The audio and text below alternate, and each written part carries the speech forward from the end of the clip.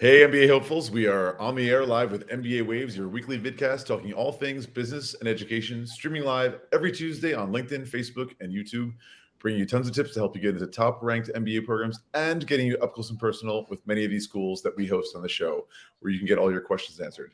And if you like this week's episode, please don't forget to like and subscribe. Today on episode 96, we're talking about the GMAT, top 10 myths about the GMAT. We're going to get into everything from the new format of the GMAT that's come out to some tricks and tips that'll help you along the journey, and it is a journey. As always, I'm your host, Eric Lucrezia, joined by my co-hosts, Bara Sapir and Krithika Srinivasan. Hey, guys. Hello. Good to see you. Good to see you, too. Good to see you, too. And this week, we are joined... This week, we are joined by Travis Morgan, our friend and colleague, also an AGAC member. And True. I'll just take a quick second to mention AGAC, what that's all about, the Association for International Graduate Admissions Consultants.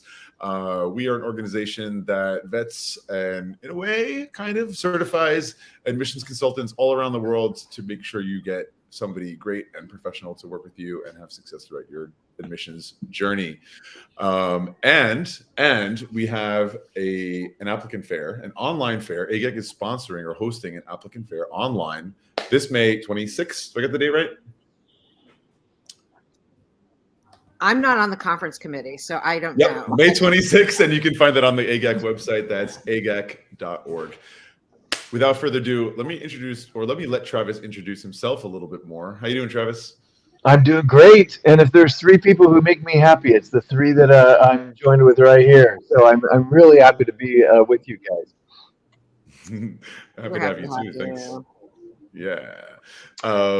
So look, guys, let's get into it right away, all about the GMAT. And let me just say, unless you've been living under a rock the last couple of weeks or month or so, you've probably heard that GMAC, right, the people that make the GMAT, have recently announced a new format of the GMAT called the Focus Edition. So we're going to talk all about that soon, but let's first dive into some myths, and we'll get into exactly what the Focus Edition is about from what we know so far. So who wants to dive into the first myth that we can perhaps debunk?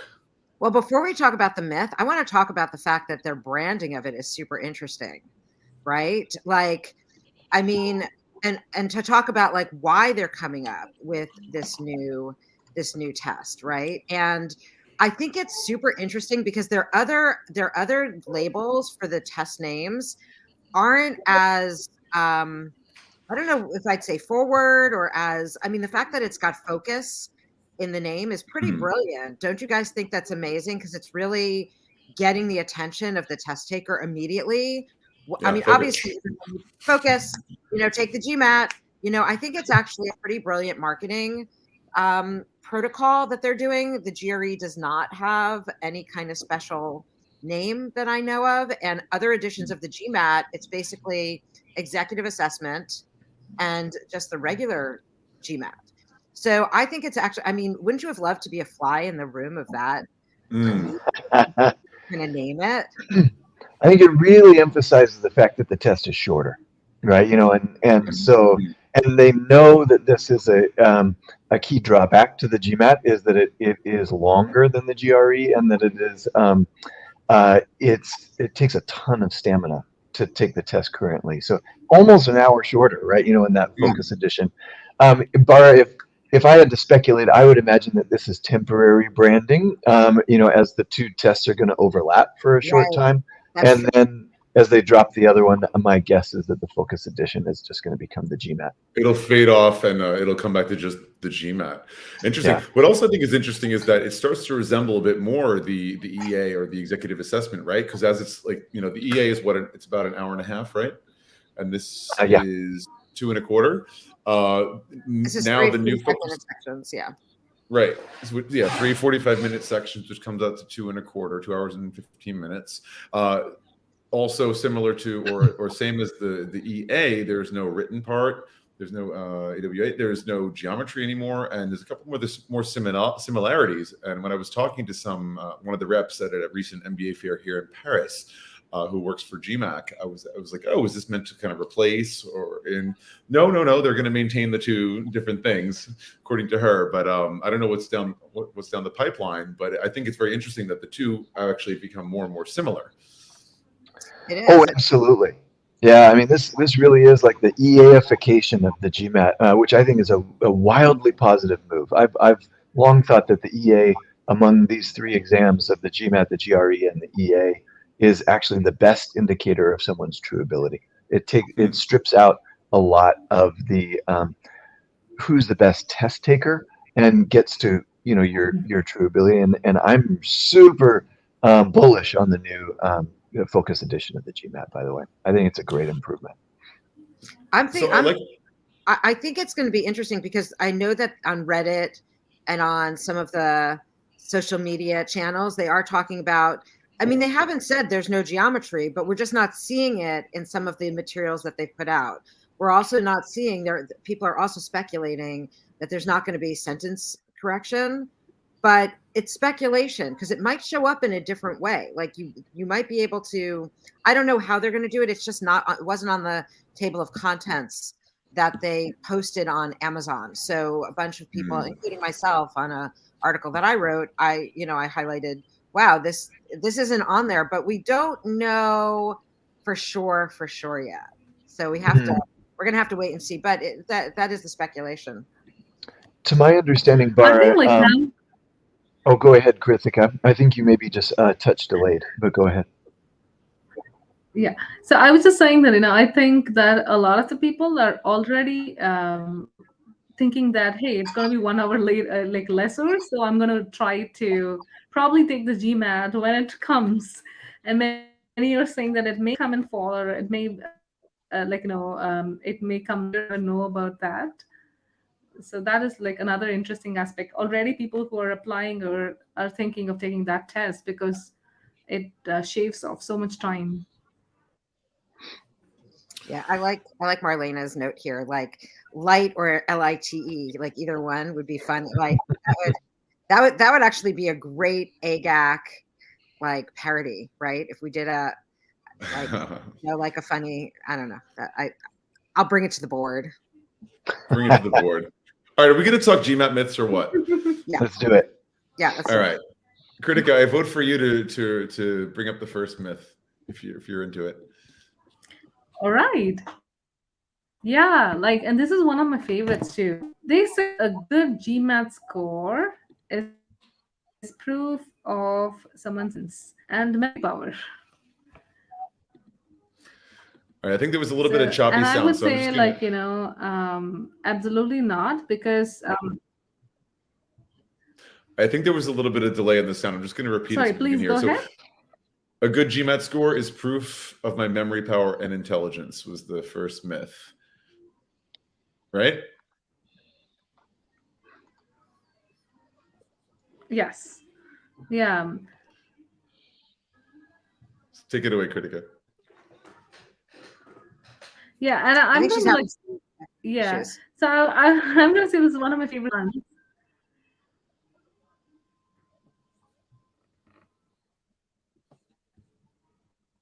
Bara, you want to finish it up for Krithika? Because it's like, well, it's a funny thing because, all standardized tests are a measure of both what you know and how well you take the test. So in part, I wouldn't call it proof of memory because there's a lot of things. There are things that you need to understand and memorize, like the equations and how to do things.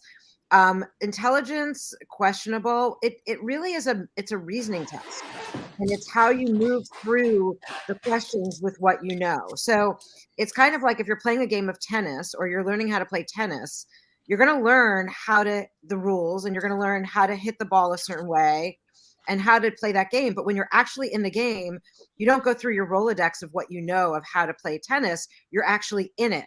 So it's like, how do you MacGyver the GMAT, right? Like, how do you work through with what you've got?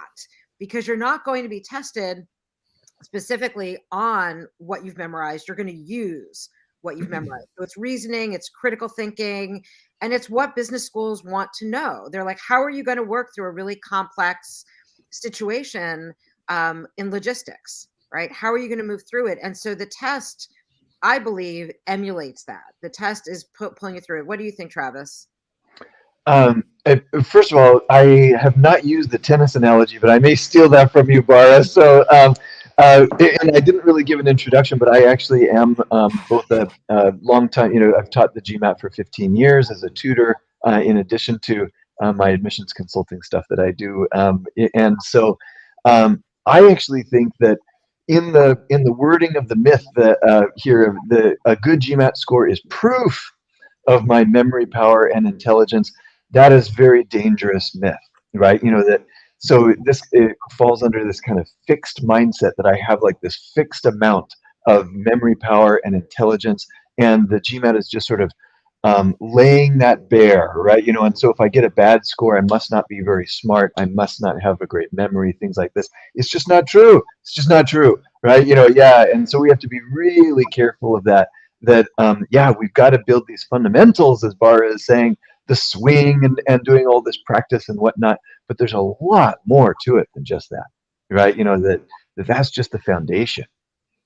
Yeah, absolutely. I totally agree with that. And it's funny. I think you brought up a really important point, Travis, which is the fixed mindset, because the opposite of that, or the complement to that, is a growth mindset, right? And really, living one's best life is having a growth mindset, because it means you're not in that box that you talked about, right? It's about seeing that as you learn, and even as you learn on the mistakes that you make as you're practicing for the GMAT, for whatever, for the tennis game, it's an opportunity to get better. It's an opportunity to deepen. It's an opportunity to evolve.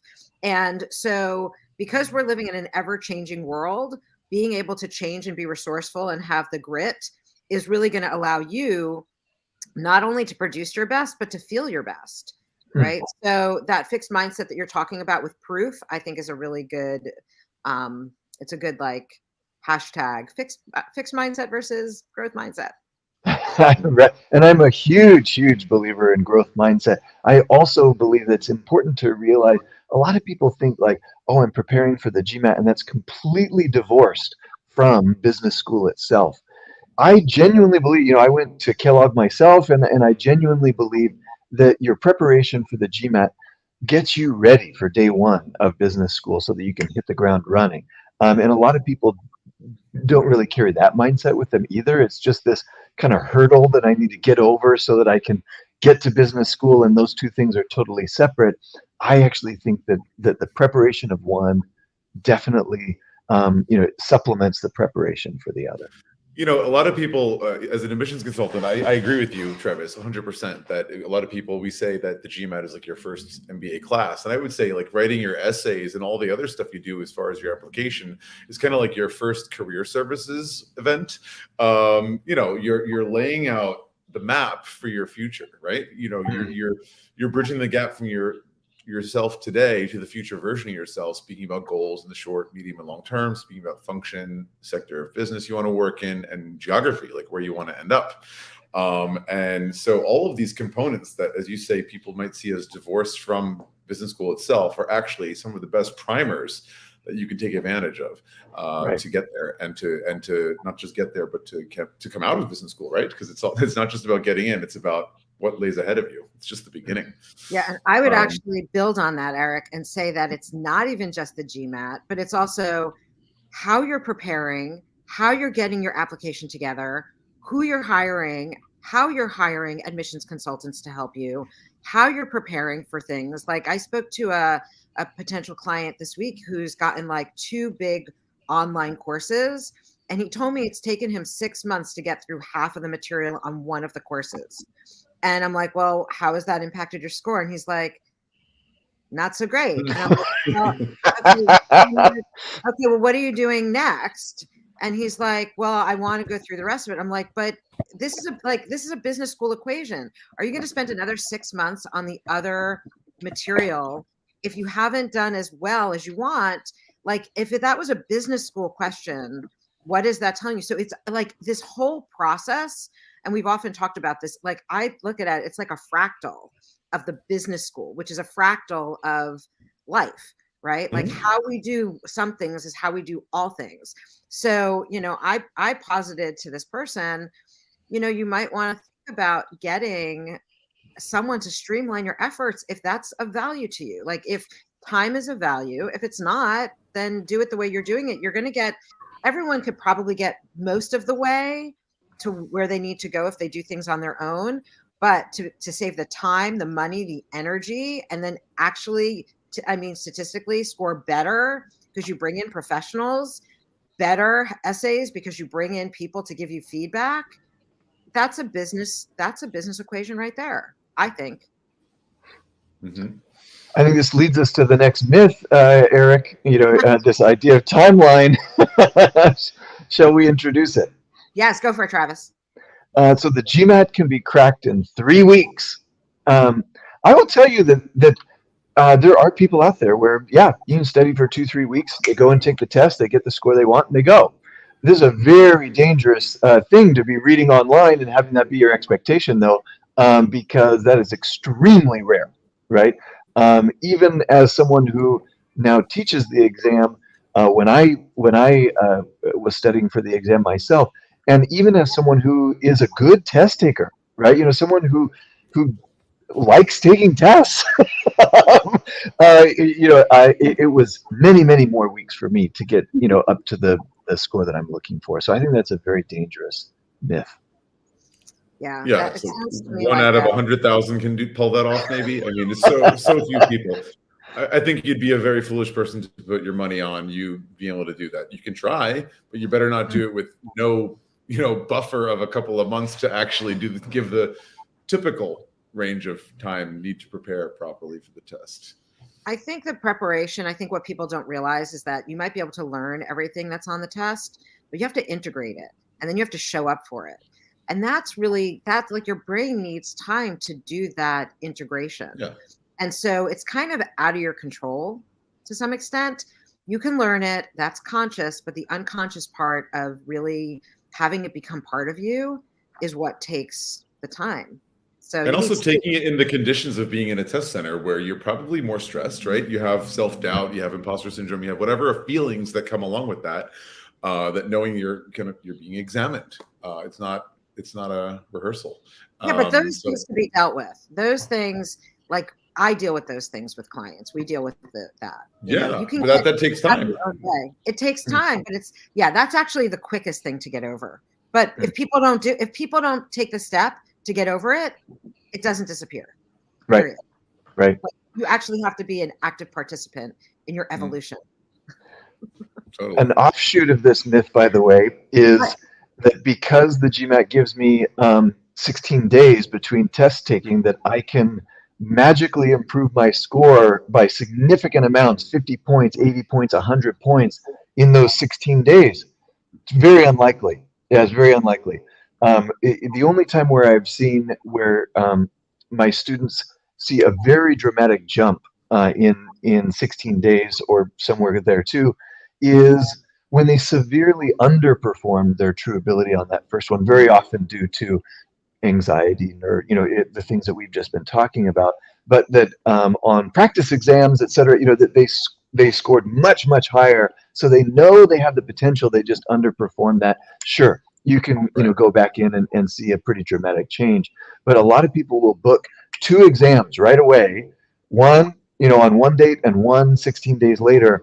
I have not found that to be a successful strategy. So when you see a reasonably big jump after the 16 days, it's because it's been an anomaly. It's an anomaly based on what the level really is at that point, and they just swept up because of nerves or something.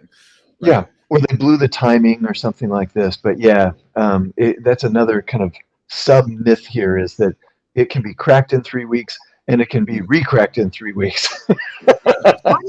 Why do you think GMAC has made that part of their 16-day thing? Their structure? If I had to speculate, Bara, it's that they have a finite number of questions that are in, and they kind of rotate those questions through the official thing, and so you cannot if you were to take it every day or every other day or something like that, they would literally run out of questions for you to serve you in this adaptive test. That's my speculation. Right, but What days, longer? I would agree like, that. why not longer? Like, why would they set people up for failure, essentially? Oh, now you're getting into my cynical side, but it's like, hey, Bring it. people want it. People want it, right?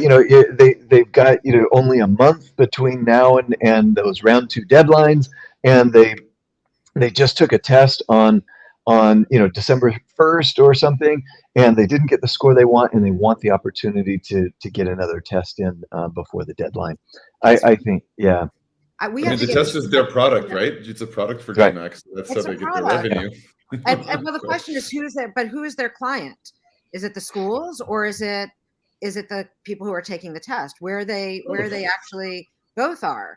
We have to Right. get GMAC on. We need to grill them about this, man. Taking the stand, we have GMAC.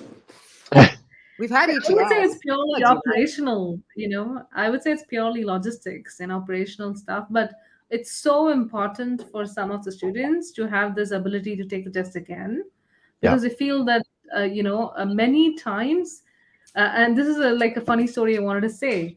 There isn't actually a client who did crack it in 3 weeks, but that was his second attempt.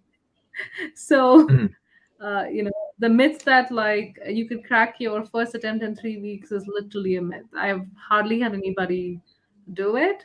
And even if they did it, they were people who literally like did nothing else for the entire 3 weeks.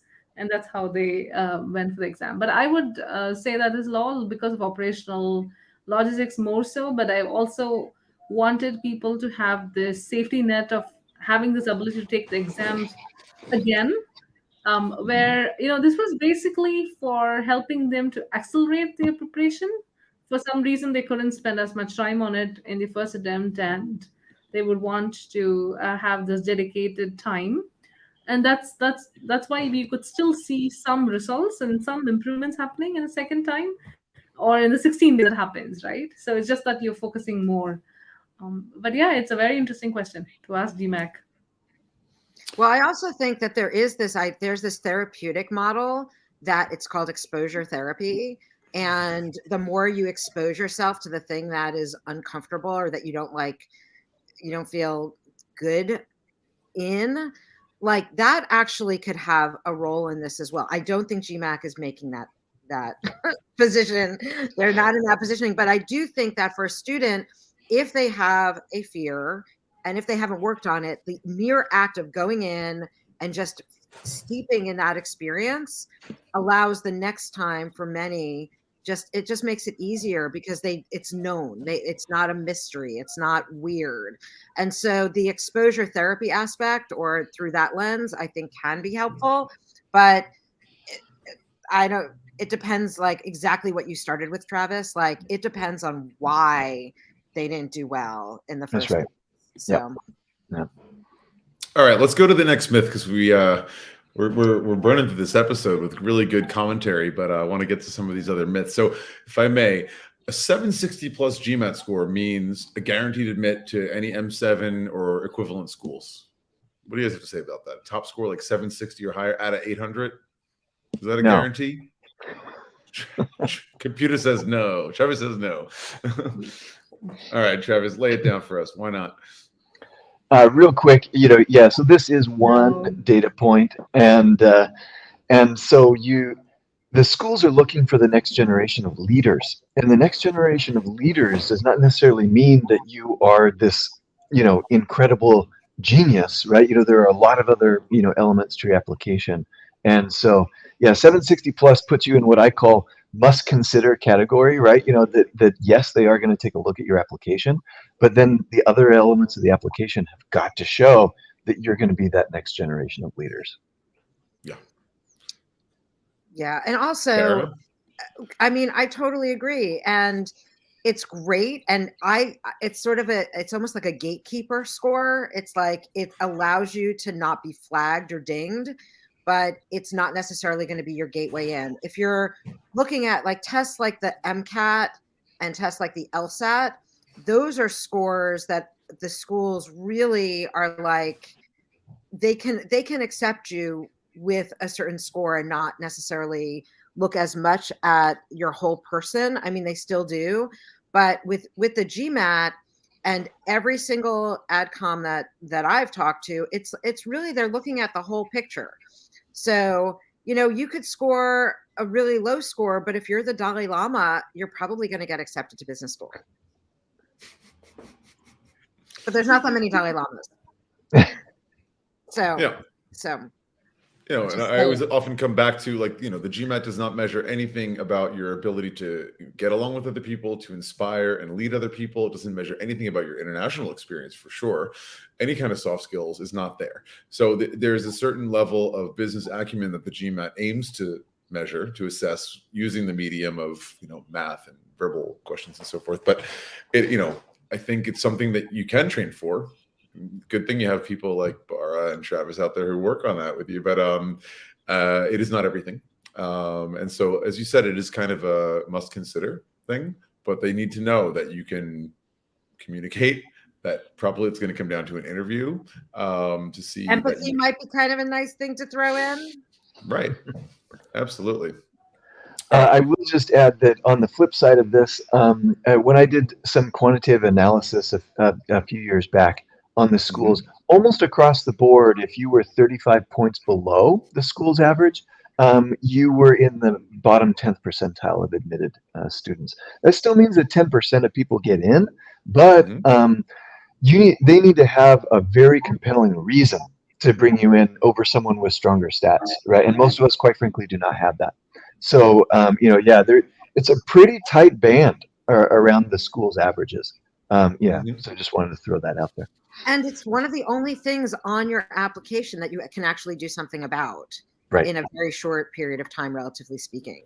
So it's actually another great business decision to actually put energy towards getting your score as high as it can be.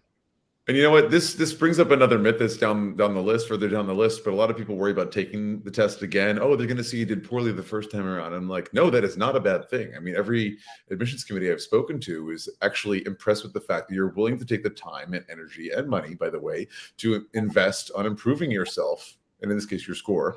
It speaks very much to your character. So I think all of us would agree, when you're planning your calendar of your admissions journey, plan to take it twice, because you're probably going to want to.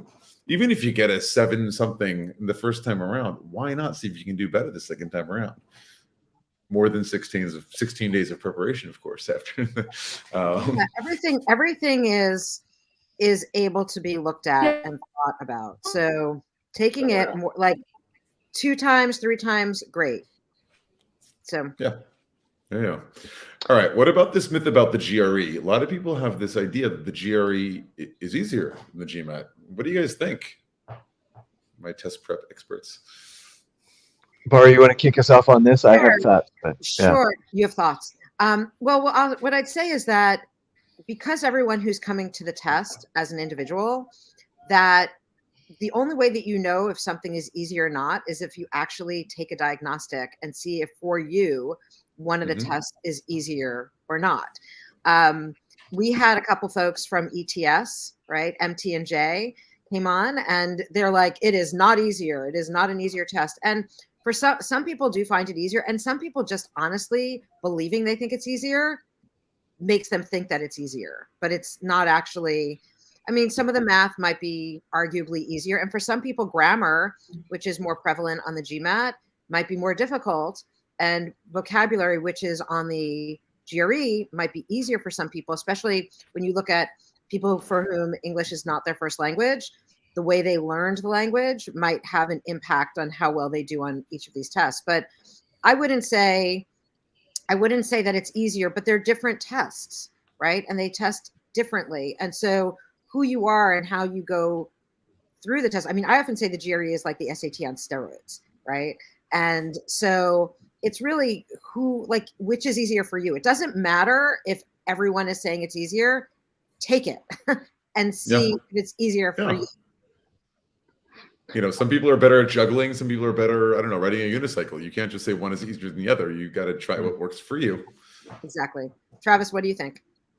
A couple of thoughts. So number one, yeah, a lot of times we hear that the GRE quant is easier. I will say that the topics tested are nearly identical in the quant from between the GRE and the GMAT, with just little minor differences. However, I do think that the GRE, the way they test quant, is more straightforward. And so people who tend to be more linear thinkers, right? People who are like, just give me a problem and tell me to solve it, and I solve it. They do tend to find the GRE quant more straightforward for them and easier to tackle. That said, for most of my students, they think that the GRE verbal is harder than GMAT verbal. And this may actually, with the GMAT focus, become even more so, because the challenge that most people have on the GMAT verbal that gives them a lot of heartburn is sentence correction, and that's going away, in GMAT focus. And so this could change the equation quite a bit, quite frankly, on what people consider to be easier and harder. The other thing I would mention is currently under the current scores, U.S. News and World Report, which is the ranking that weights test scores the most out of it. And most of the other rankings do not rank test scores at all in the rankings. They do a kind of an unusual thing. They rank it by the percentile of the sections, because the GRE does not have an overall score, right? It only has the individual scores for each section. So to try to create apples to apples, they do that. I will tell you that it is, quote unquote, easier to get a higher percentile on the quant on the GRE than it is on the GMAT. And so, when I'm coaching my students and we think that they're going to underperform the school's average, the GRE is a better test, to get a low score on than the GMAT, because the percentiles are kinder to you. And so the schools are able to admit people with a lower GRE, a sort of quote unquote lower GRE score, because the percentile isn't so bad. There's a whole bunch into this as far as, like, in the last decades, the demographic change of people taking the GMAT and why the GMAT's quant percentiles are so deflated. I mean, you can get an incredibly strong score on the GMAT quant and have a pretty bad looking percentile. That does not mean that you perform poorly. So there are some nuances here regarding, is the GMAT GRE easier? The bottom line is no. Right, depends on who you are. It is not an easier test, but there may be some advantages for certain types of people, GRE versus GMAT. I want to say two things. One, yes, all of it. Also, the thing that I find really challenging with the GRE is the fact that some questions don't have one answer. Yeah. And that is kind of a mind F.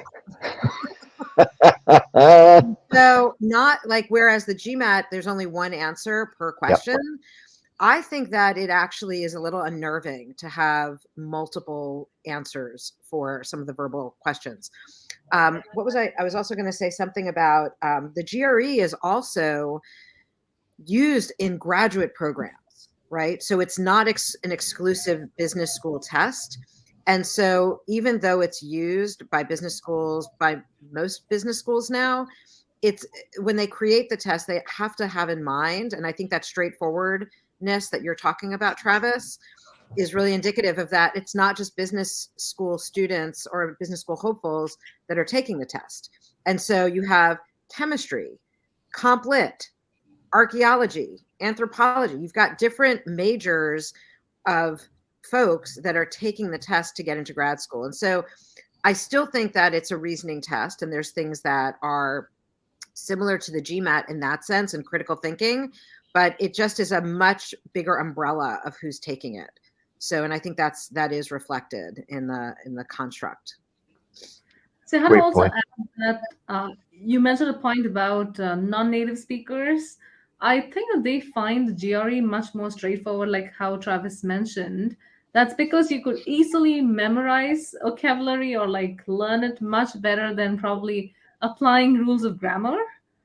in the GMAT versus GRE. And the other thing about GRE is, as you said, it's very easy to score a 170 on the GRE, and there are a lot of engineers out here who want to try to do it.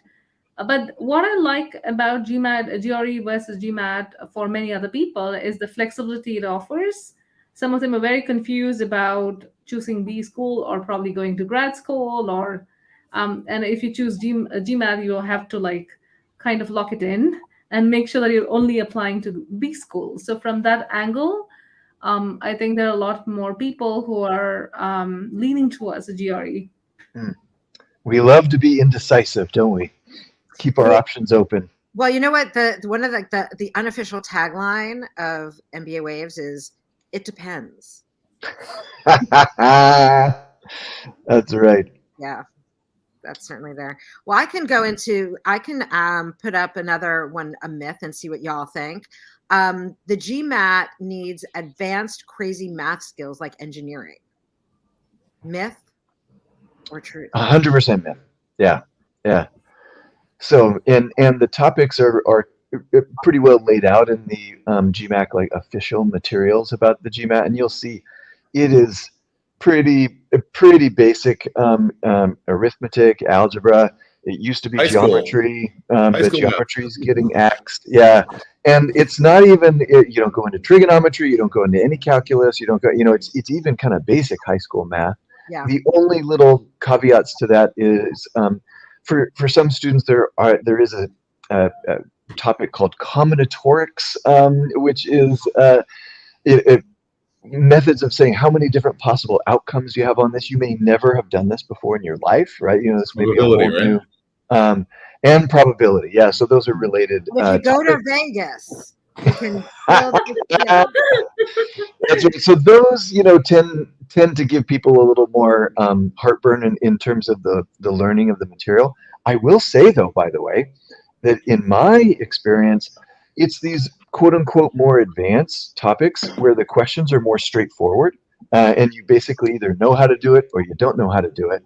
And it's the quote unquote easier topics, like the arithmetic and the algebra, where if you just tested someone on straight arithmetic, everyone would get it right? Like, you can't do that. So this is where the GMAT tends to make things a little trickier, if you will, quote unquote, right? That they make you use more higher order thinking and problem solving skills because the fundamental skill is actually too easy. So yeah, they end up being much harder questions for people, in the arithmetic and algebra, that they struggle with that even more than the quote unquote more advanced topics. Absolutely. But think about it again with the growth mindset, that it's interesting, right? And it's fun. And that if you have these foundational skills, that you're just really building on them, which is, like it's a challenge, get your grit ready.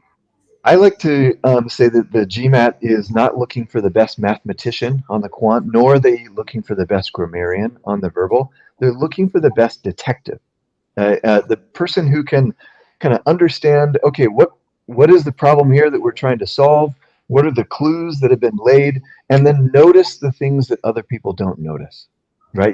And make the connections to things that other people don't make the connections to. And those are skills that are learnable, right? Those are skills that we can grow in as well, beyond just the algebra and the combinatorics and the probability and the statistics.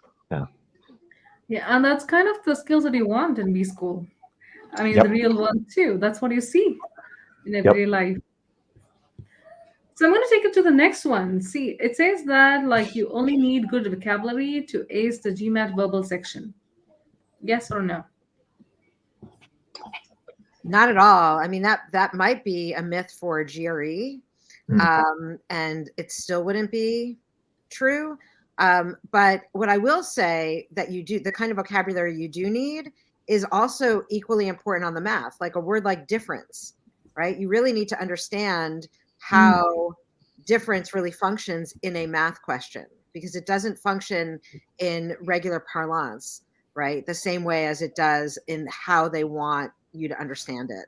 So you do need to have good vocabulary in foundational what things mean, especially if English is not your first language. Like, how does that really function? And just to piggyback on what you said before, Krithika, if people's native language is not English, you can still lean into that in taking these tests, especially GRE, because so many languages and so much vocabulary is built on other languages, especially in English.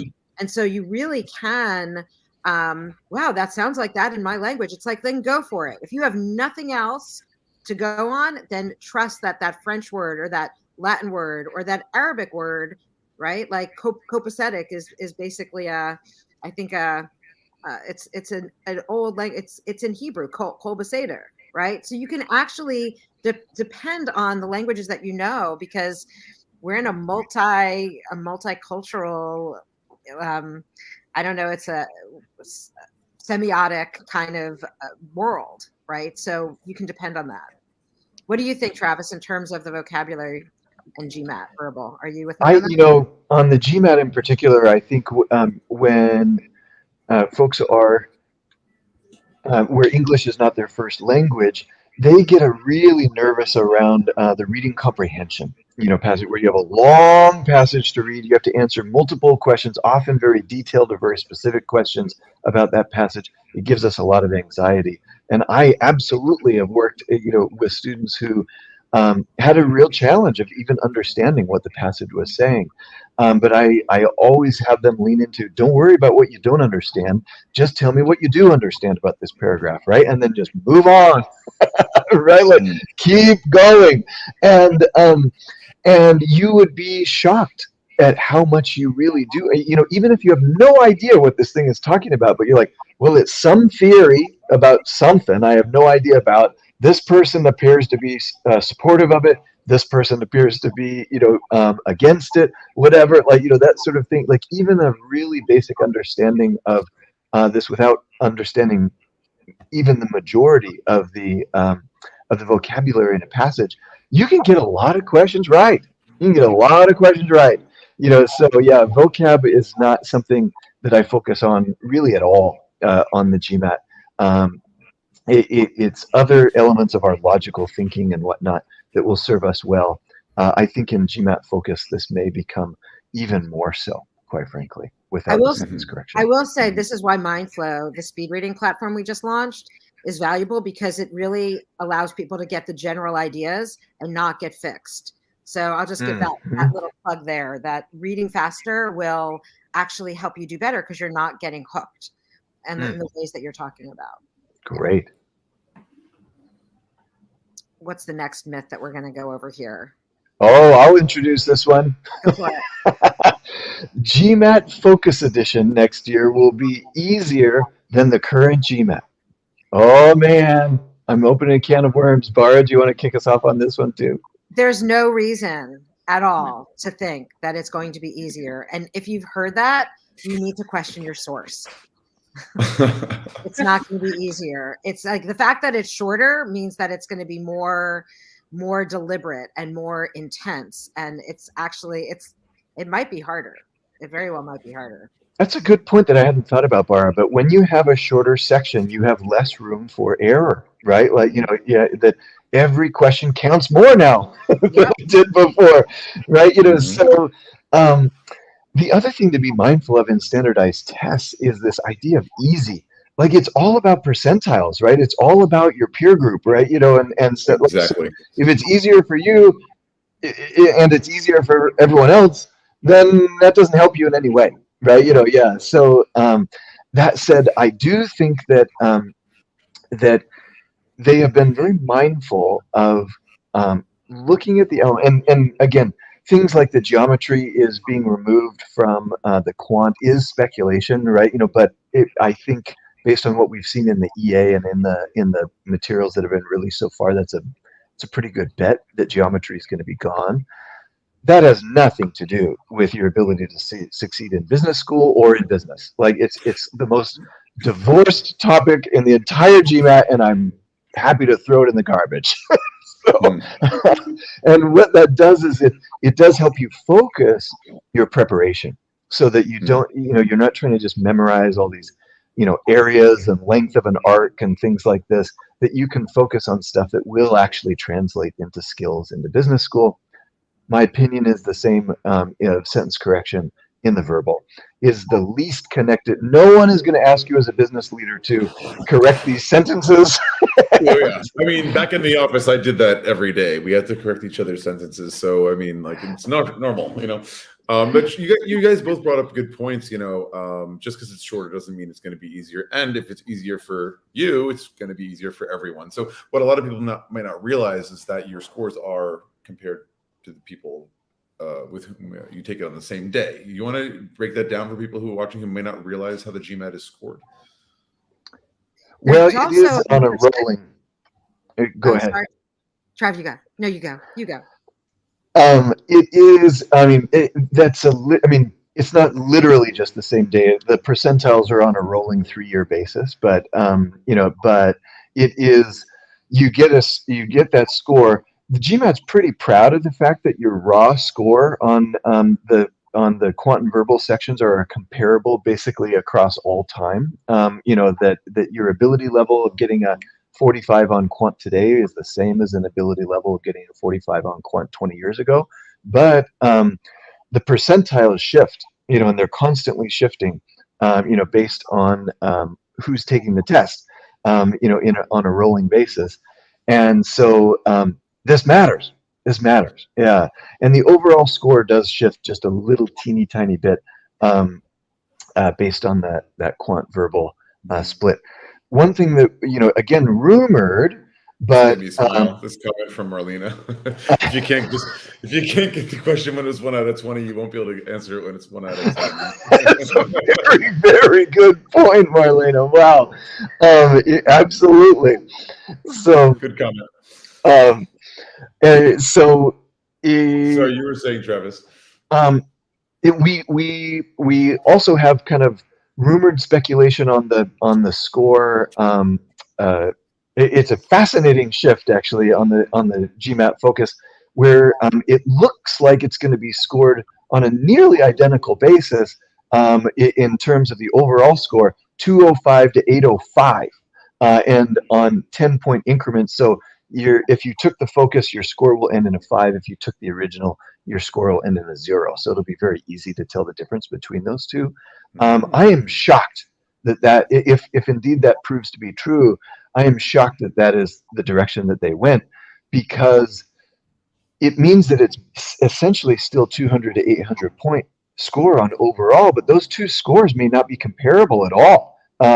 Depending on how people do on this new format. So usually when a test makes a very, very significant shift, like the GRE did several years ago, they change the overall scoring system altogether so that those two scores cannot be compared. They purposely do it so that they cannot be compared. I'm surprised by this. Yeah. Let me ask you guys a question, because back when I was in high school, I took the SATs, and I think it was also it was at a 1600, if I recall. It went to 2400. It went up to 2400, and then like 8 years later, it went back. So what is the likelihood of GMAC switching it back to the old way, pre-focus, back to 3.5 hours or 4, if we want to really go back? I don't think it's going to switch. I think that we're all, like, our attention span has gotten shorter, and like I think it's really just a trend to make these things more finite. I mean, even the SAT is changing, and it's shorter. But I do also want to say something about scoring that's super important, is that the current GMAT has the writing section and it has the IR, the integrated reasoning. They're getting rid of both of those, and now there's this thing called data insights, which is supposedly going to be scored equally with the other two sections. So all of a sudden, like IR, where we worked with students on it, but it didn't really seem like it really impacted the acceptance or like their overall score, because it wasn't part of their 200 to 800, right? Now you have a whole new section that's probably a lot like IR, but it's getting much more prominence in the score. So that's really important, because now you just can't ignore it at all. True. That is actually a really good point, Bara, in terms of prep as well, right? We basically had 2 sections that we used to really prep for and 2 sections that were throwaway. And now we have 3 sections that we need to prep for. The truth comes out. And we used to have, yes, a 3+ hour test, but we had an hour that was essentially throwaway. So actually we now have a 2 hour and 15-minute test, all of which counts toward your overall score. So the amount of time of the test that counts toward your overall score is essentially the same. Wow. MBA, hopefully you guys are screwed. There's no more throwaway. Yeah, for me, this reminds me of, cricket, where they went from test cricket, which was like over 5 days something, to finally like one-day cricket, where they played it in one day, and then to finally like 2020 format, which is like very much shorter. But the interesting part is, like, as you said, Travis, the prep changed. The kind of skills that you needed in order to excel in these different things change. But the good thing for us is we're not going to be playing GMAT tests or anything. It's just that we are just like probably giving the test like at one period of time or one point of time, which is like probably 3 to 6 months time window. So it's not going to change all the much. So yeah, but that brings me to the next myth. The GMAT is optional for most business schools.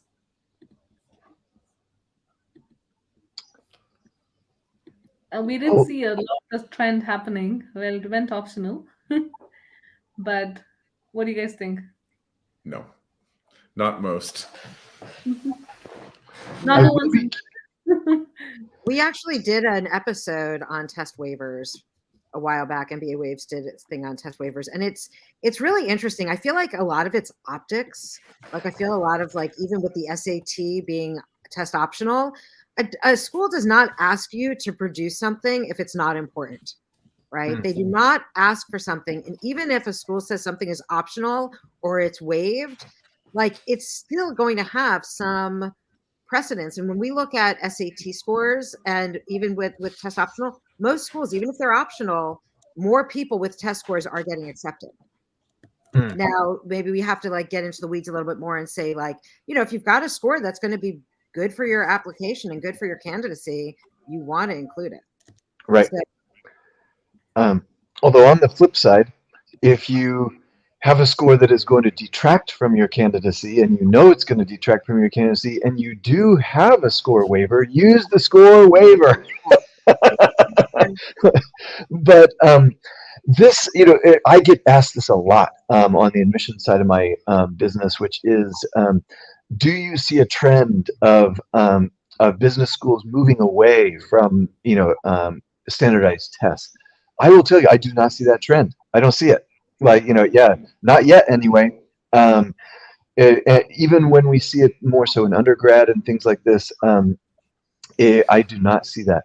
One of the things too is that U.S. News and World Report, in order to qualify for their ranking, there's a threshold. I don't know exactly what it is. Maybe 75% of your admitted students must have taken, one of the tests, and so they cannot just give out test waivers willy-nilly. Yeah, like we saw in the beginning of the pandemic, because literally people could not take the test. That was sort of an exception. Yeah. And from the applicant side, like it always does, it depends. It depends on the score you have produced. If you feel like it's going to be an added value to your overall application, then yes, of course, you want to submit that. If relative to your other elements in your application, like you've written great essays, you've had fantastic experiences, you interview well, then a weaker score would only be pulling you down compared to the other pieces that you've got to provide. So it depends, as always. We're almost at the end of the hour. Any final myths you want to add, or are we going to wrap it up there?